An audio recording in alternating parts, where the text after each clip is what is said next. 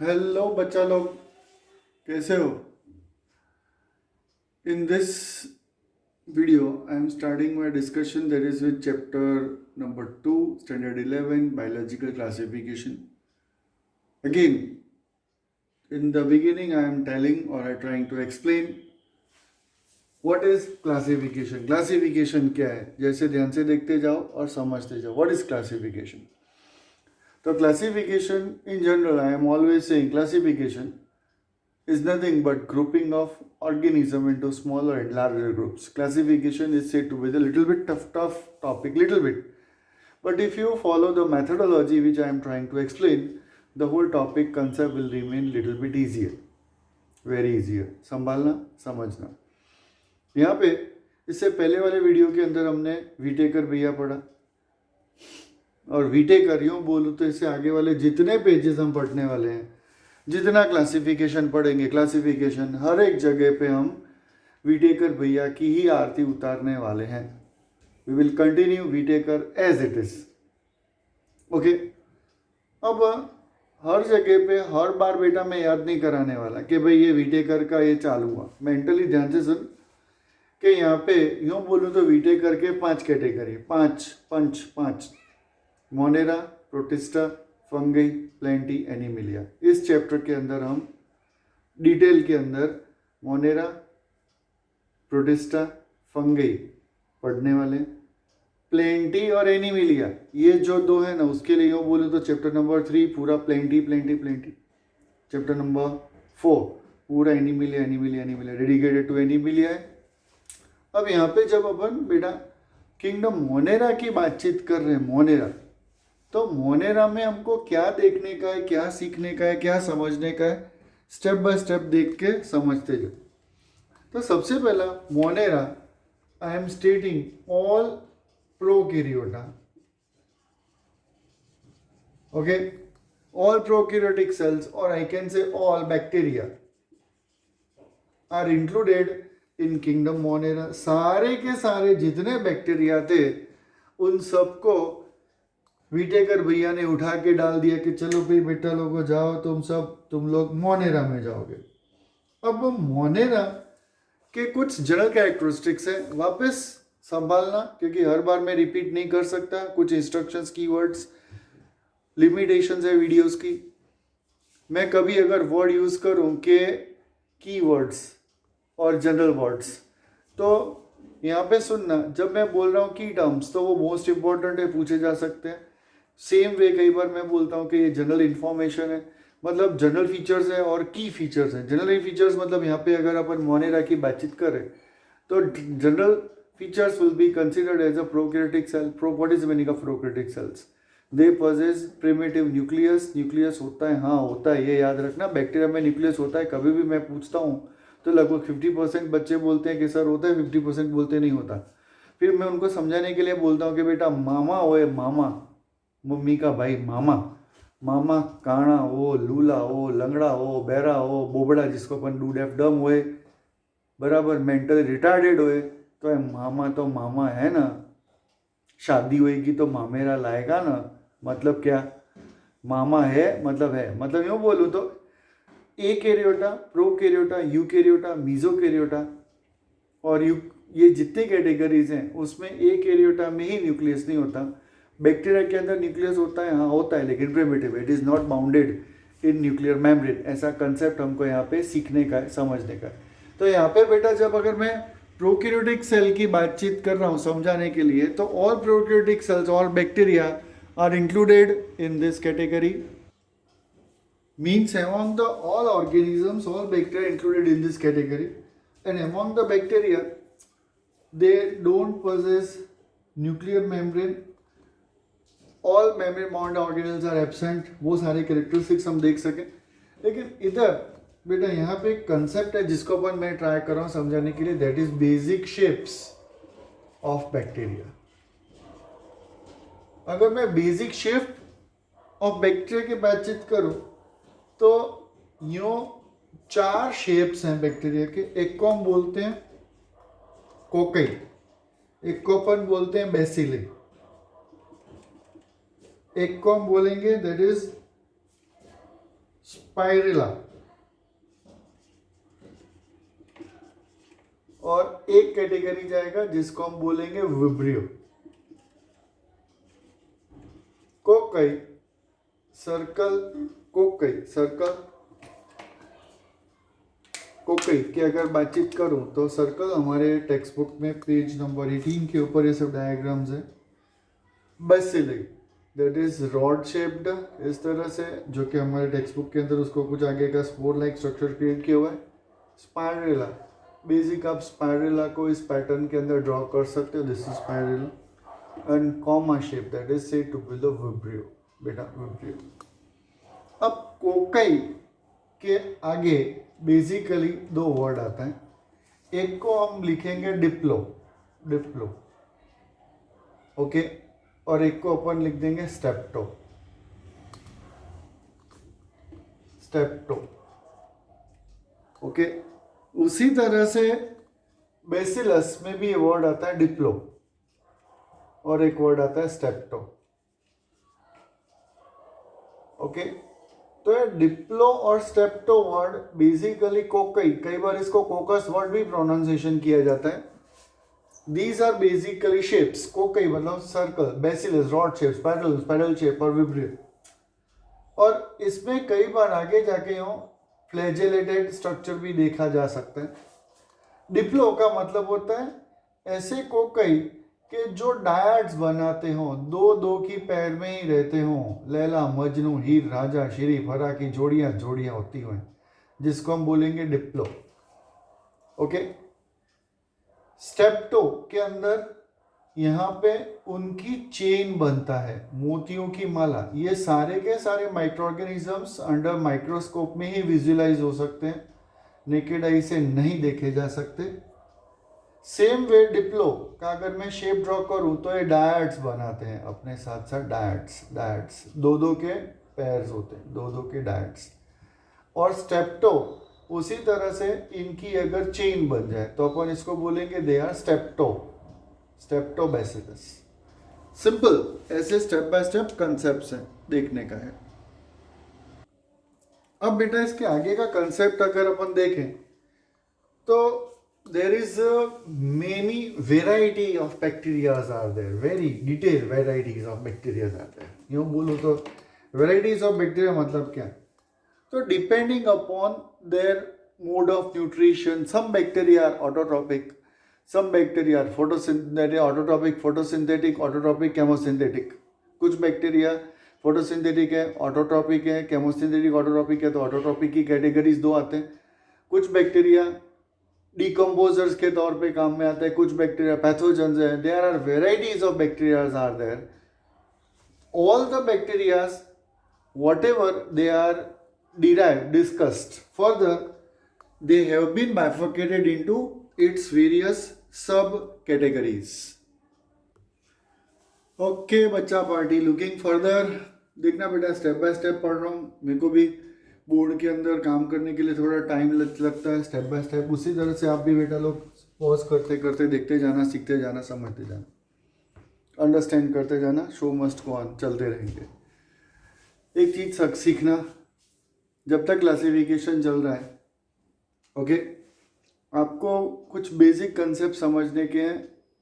का basic concepts का मतलब मैं यूँ बोल रहा हूँ या बोलने का ट्राई कर रहा हूँ कि बेटा आपको एक मैथडोलॉजी पकड़ने का है। जैसे क्लासिफिकेशन जा रहा है आपका, हर बार आपका ध्यान वहीं पे होना चाहिए, दैट इज़ 5 किंगडम। दिमाग में वो 5 किंगडम, विटेकर सिस्टम, और 5 किंगडम के दिमाग मतलब स्टेप बाय स्टेप चार्ट्स बनते जाएंगे। अगर आपके पेरेंट्स परमिशन देते हो तो अगर पूरी एक वॉल ब्लैंक मिले और आप Whittaker system classification starting top से शुरू करो तो पूरी दीवार भर जाएगा।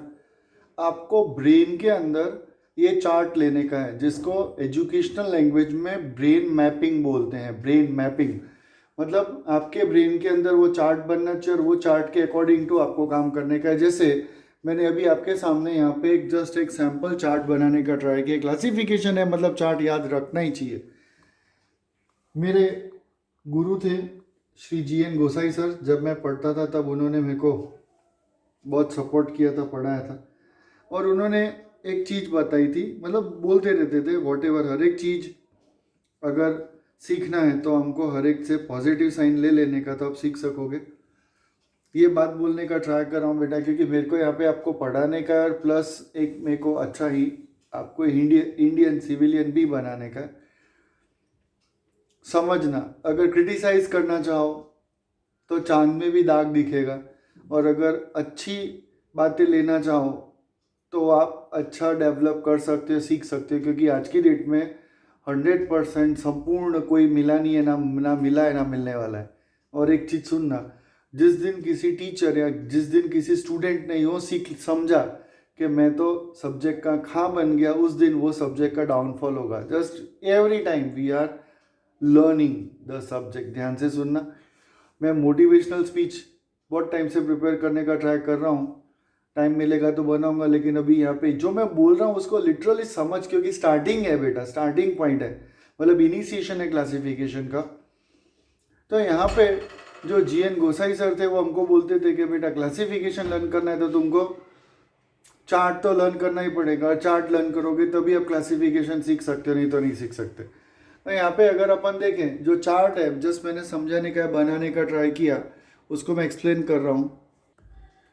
बेटा देख, जो विटेकर सिस्टम ऑफ क्लासिफिकेशन, उसमें किंगडम मोनेरा किंगडम के दो अपन हेड्स बाइफर्केट कर सकते हैं। एक को हम बोलेंगे आर्किया बैक्टीरिया और you bacteria. What is archaea bacteria? Archaea bacteria क्या है? तो ये जो चार्ट है ना, उसके अंदर जो मैंने लिखा है वो सारी के सारी चीजें एब्स्ट्रैक्ट फॉर्मेट में आपके सामने रखने का ट्राई किया। मैं यूं बोलूँ तो पूरा के पूरा पेज उड़ेल दिया है चार्ट के अंदर। I can say shortest duration of time, maximum how you can remember, this is the method how to prepare, learn the subject। तो आपको ऐसा मेंटल चार्ट बना लेने का। किंगडम मोनेरा के दो आएंगे, आर्किया और you bacteria.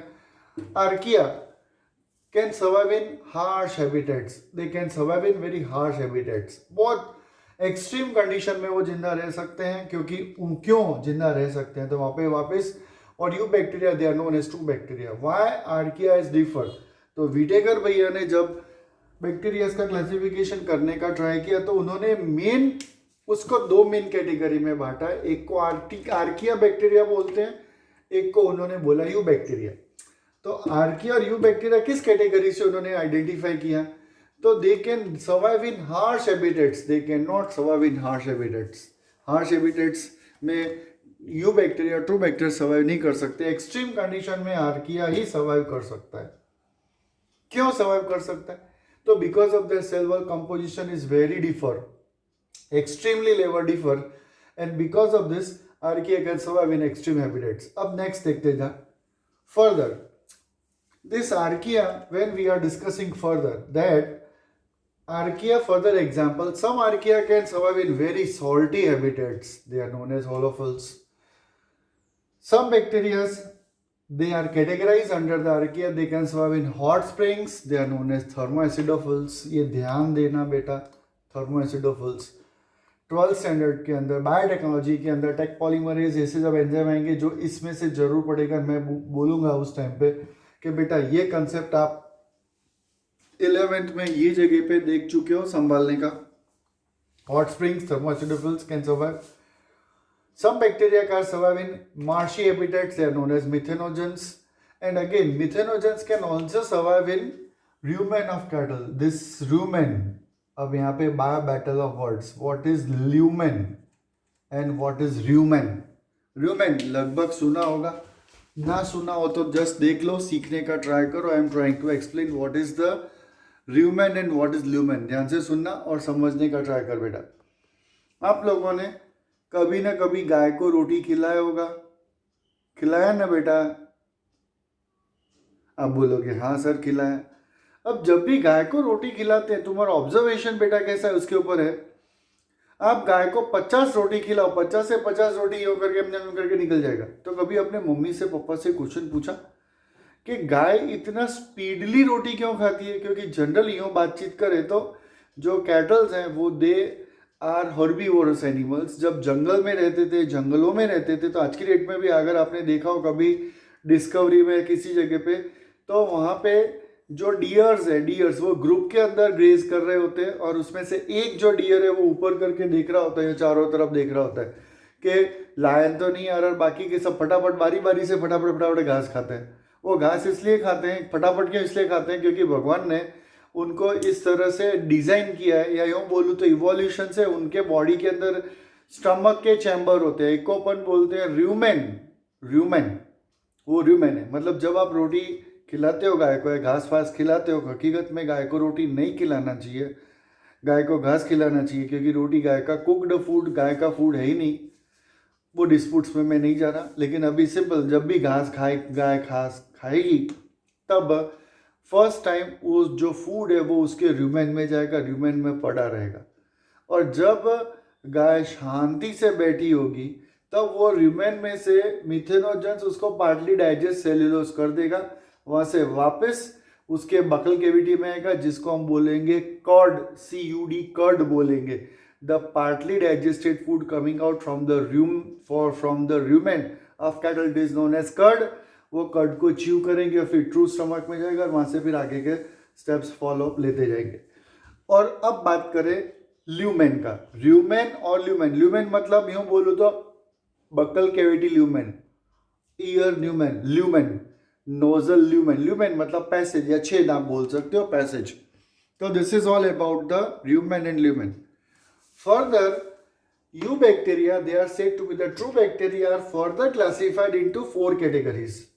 Among them, one is photosynthetic autotrophs. They are also photosynthetic autotrophs, ध्यान से देखना। They are also known as cyanobacteria. They are also called blue green alga, हरी तारा, हजार नाम, काया नाम है, लकवी कंकोत्री, महादेव बोलो, नीलकंठ बोलो, भोलेनाथ बोलो, बहुत सारे नाम, शिवजी बोलो।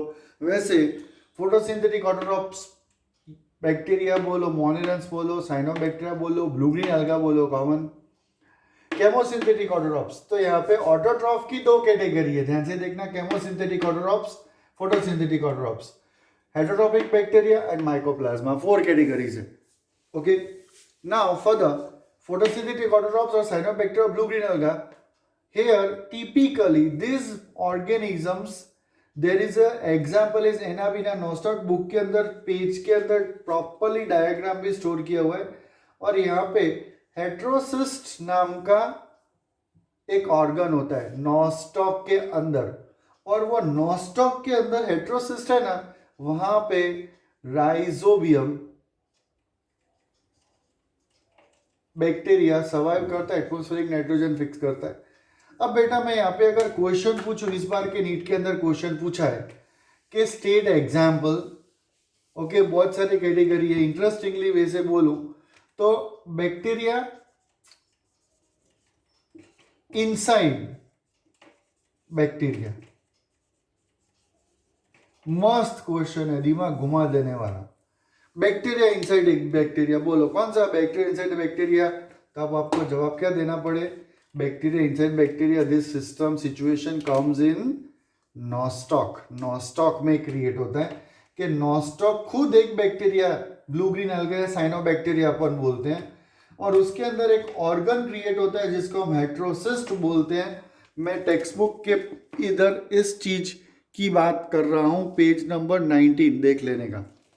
नोस्टॉक, हेट्रोसिस्ट, और ये जो हेट्रोसिस्ट है उसके अंदर राइजोबियम सर्वाइव करेगा, एटमॉस्फेरिक नाइट्रोजन फिक्स कर सकता है और अपना न्यूट्रिएंट्स मिलेगा, नाइट्रोजन सॉल्ट्स मिल जाएंगे, भले भले करेगा, जल से करेगा। नेक्स्ट आता है साइनोबैक्टीरिया, ओके, कि अगर अपन नेक्स्ट बोले तो नेक्स्ट इज केमोसिंथेटिक ऑटोट्रॉप्स। ये खास बेटा संभालना, ऑटोट्रॉपिक सिचुएशन में केमोसिंथेटिक सिर्फ इसी जगह पे प्रिंटेड है, देखना, सीखना, समझना। यूँ अगर मेरे को कोई बोले या आपको कभी कोई सोचे या डिस्कस हो रहा है, कहीं सोच रहे हो, समझ रहे हो कि UFOs, what is UFOs, that is unidentified organisms, कोई बोले यार कि हम स्पेस में जाके ये रिसर्च करेंगे, वो देखेंगे, फलाना देखेंगे, ढिकना करेंगे, बहुत सा बातचीत होता है। तो मैं जस्ट अपना व्यू दे रहा हूँ कि अल्लाह यार, स्पेस को बाद में देखना, पहले अर्थ को तो देख लो अच्छी तरह से, क्योंकि अर्थ में भी हॉट स्प्रिंग्स हैं, डीप ओशंस हैं, और वहाँ पे इकोसिस्टम जनरेट होता है, वहाँ पे सनलाइट पहुँच ही नहीं रहा। इकोसिस्टम हम देखने वाले हैं 12th के अंदर। ओके, वापस जो चीज़ पढ़ चुके हैं वो मैं बोलूँगा कि मैं इस जगह पे बता चुका। जो कंसेप्ट आप 9th-10th में पढ़ के आए हो सीबीएसई के अंदर एनसीईआरटी में, वो मैं बताऊंगा क्या आप इस जगह पे पढ़ के आए हो, और जो पोर्शन बाद में जरूर पढ़ने वाला है वो भी बता दूंगा। किसी जगह रुक के मैं कुछ एक्स्ट्रा बताऊं समझाऊं तो समझ लेने का यार क्या फ़र्क पड़ता है, हम क्या कर रहे हैं। I am trying to explain my best way. तो जनरली इकोसिस्टम स्टार्ट करने के लिए ऑटोट्रॉपिक कंडीशन चाहिए। ऑटोट्रॉपिक कंडीशन दो होता है, फोटोसिंथेटिक और केमोसिंथेटिक। यहाँ पे हॉट स्प्रिंग्स है, सनलाइट अवेलेबल ही नहीं है, भले सनलाइट नहीं है तो भी लाइफ कंटिन्यू हो सकता है। हाँ हो सकता है, उसका यहाँ पे एग्जाम्पल है, ध्यान से देख। They are considered as a chemosynthetic nutrition. अब केमोसिंथेटिक ऑटोट्रॉपिक कंडीशन है ना, केमोसिंथेटिक, वो केमोसिंथेटिक ऑटोट्रॉपिक कंडीशन कैसा है, तो this bacteria oxidise various inorganic substance in as nitrates into ammonia and produces energy, electrons energy capture into ATP, and from ATP they are responsible for production of food. Food बोले तो C6H12O6 glucose, और फिर वो glucose को अलग अलग format में use करके लाइफ कंटिन्यू कर सकते हैं। कह they are known as chemosynthetic autotrophs. तो फिर वही जंगल का कानून, छोटी मछली को बड़ी मछली, बड़ी मछली को उससे बड़ी मछली, खाते जाएंगे खाते जाएंगे खाते जाएंगे, कंसेप्ट क्लियर। अब नेक्स्ट कैटेगरी आता है जिसको अपन बोलते हैं heterotrophic bacteria. Heterotrophic bacteria can not prepare their food themself, this two are autotrophs, they are heterotrophs. Mainly, some bacteria are acting as decomposers. Okay, so decomposition, the process by which organic compound are break down into inorganic one. ये concept भी हम बाद में देखने वाले, detail में अपन देखेंगे, decomposer, transformers अपन देखेंगे। Again, some heterotrophic bacteria are beneficial to humans. आप बोलोगे कैसे, तो curd making lactobacillus, some are responsible for production of antibiotic production, some are nitrogen fixers, they are indirectly helpful to us. So some bacteria heterotrophic, they are helpful to us. A part of that, some are pathogens, among them cholera, typhoid, tetanus, citrus canker, most important संभालना, बाकी ये दोनों तो आपने सुना होगा, citrus canker is a disease name. अब बेटा हेटरोट्रॉफिक बैक्टीरिया है, ध्यान से सुनना, कुछ बैक्टीरियाज ऐसे होते हैं कि जो हमको जिंदा रहने देते नहीं हैं, और कुछ बैक्टीरिया ऐसे होते हैं कि जिसके बगैर हम जिंदा नहीं रह सकते, है ना, क्लियर। अब देखो समझो, ऐसे बैक्टीरिया के जिसके बगैर हम जिंदा नहीं रह सकते, वो उसको हम सिम्बायोटिक बैक्टीरिया बोलेंगे। इसमें एक वर्ड नहीं है एक्स्ट्रा लिख देने का, इकोलाई ह्यूमन बॉडी के अंदर होता है। पागल था यार सुशांत सिंह राजपूत, सॉरी यार मैं मीडिया के ऊपर नहीं जा रहा, सुसाइड कर लिया, बोलता अकेला था, बात करने के लिए कोई नहीं मिलता था। क्या है यार, सीधा पेट पे हाथ रखने का और बोलने का, हाय लैक्टोबैसिलस दही खाया हो तो, हाय इकोलाई वो तो रहने ही वाला है, आप कुछ भी ना खाओ तो भी इकोलाई तो रहेगा, इकोलाई रहेगा। इकोलाई के बगैर हम जिंदा नहीं रह सकते, because it is said to be the symbiotic association between a bacteria and a human. संभालना, तो यहाँ पे कुछ बैक्टीरिया ऐसे है कि जो हमको जिंदा रहने नहीं देते, वो पैथोजेंस अलग अलग डिजीज कराते हैं, माइक्रोब्स मतलब हम पूरा इम्यूनिटी 12th में पढ़ने वाले चैप्टर, और कुछ बैक्टीरिया जैसे हैं कि जो जिसके बगैर हम जिंदा नहीं रह सकते, वो भी हम पढ़ेंगे, यहाँ पे भी आ रहा है, इकोलाई आता है, और फिर अलग अलग डिजीजेस के बारे में पढ़ने वाले हैं। ऐसे कुछ कंसेप्ट्स को हम स्टेप बाय स्टेप बेटा देखेंगे। Okay, this bacteria produces reproduction takes place by asexual and sexual method both. अब आप यहाँ पे बड़ा कंफ्यूजन, यूनिसेलुलर ऑर्गेनिज्म हो उसका सेक्सुअल रिप्रोडक्शन होता है, हाँ होता है, याद रखना, और एसेक्सुअल तो कॉमन है जो आप कॉमनली पढ़ चुके हो, बाइनरी फिजन 1 से 2, 2 से 4, 4 से 8, 8 से 16, टूटते जाएंगे, नए नए बैक्टीरिया पैदा होते जाएंगे। Sexual reproduction occur by conjugation एक वर्ड आता है। 2 बैक्टीरिया कम नियरर, 2 बैक्टीरिया यो, एक बैक्टीरिया होगा, दूसरा bacteria come nearer, they form conjugation canal, the materials will be exchanged with each other, they separate and new genetic combination can come into existence, that is said to be the conjugation pattern से नया bacteria पैदा हो सकते हैं। Okay, अब next category आता है you bacteria का, दैट इज माइकोप्लाज्मा। मस्त है, नीट के अंदर पूछे ऐसा मेरे को कोई बोले न क्या। तो among all uniqueness they lack cell wall. इसकी सेल वॉल नहीं होता, बाकी सब में सेल वॉल होता है। कंफर्म मतलब हाँ सेल वॉल होता है। कंपोजिशन डिफर है, कंफ्यूजन मत होना दिमाग के अंदर कि presence of cell wall is a common characteristics in plants, algae, fungi, bryo, pterido, fungus, bacteria, virus, common characteristics है। सेल वॉल कंपोजिशन डिफर्स, आप ये नहीं बोल सकते, लेकिन among all bacteria possess cell wall, but exemption mycoplasma don't possess cell wall। तो यहाँ पे पूछे from the following bacteria which bacteria don't possess cell wall, तो आपको आंसर देना पड़े mycoplasma. And most interesting concept that is they survive in the absence of oxygen. वो oxygen बगैर भी जिंदा रह सकते हैं, मस्ती मार सकते हैं, दे can survive and they can do all the activity which are required for sustaination of their life. So these are the various concepts are there. That is, in this video I have tried to explain the biological classification, and among them I would cover only first, that is kingdom Monera, with my best way. For further good reference, you have to refer the textbook page number 18, 19 and the 20. You have to refer the page number 18, 19 and 20, 3 pages. Kingdom Protista, shortly I will record my new video and I will upload. I am planning that I will prepare all videos individually and continue. Let me clear one thing more, that is, in this year 2020, whatever the NEET examination was conducted a little bit later, delayed, but still majority questions I have analyzed all the questions, gone through it. The majority, I can say approximately 5 to 6 questions are there. They are asked away from the textbook, NCERT textbook, but majority questions are coming from the NCERT textbook, and just go thoroughly the NCERT textbook first and then refer remaining whatever the literature you want. So thank you बेटा। अब ये best way से मैंने समझाने का try किया, अच्छे से लर्न करना, सीखना, समझना। Thank you for visualising. Bye.